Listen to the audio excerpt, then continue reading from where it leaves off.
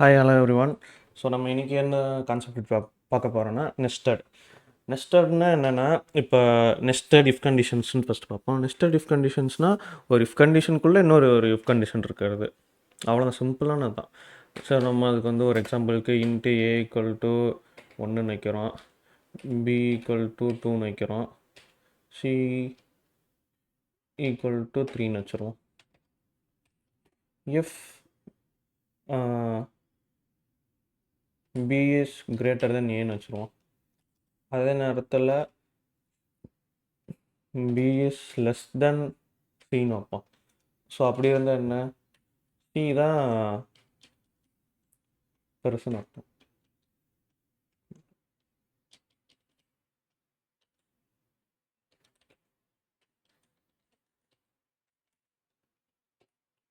So அப்போ c is greatest-ன்னு வச்சுருவோம் சும்மா.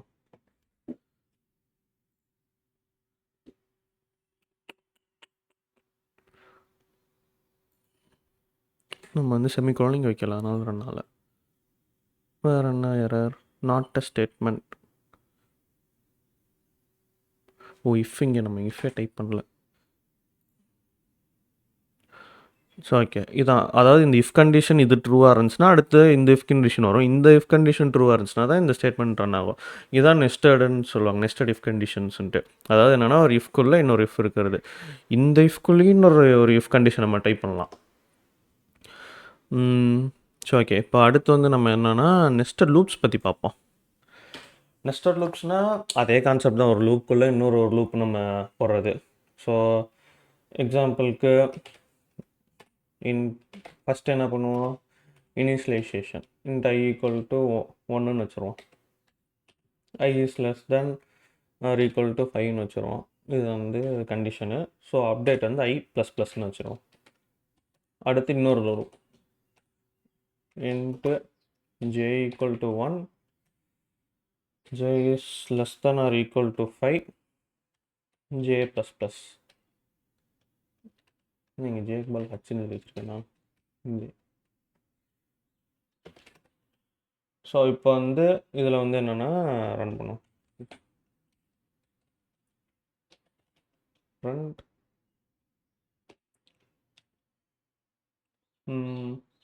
என்ன பிரிண்ட் பண்ணலாம், ஸ்டார் பிரிண்ட் பண்ணுவோம்.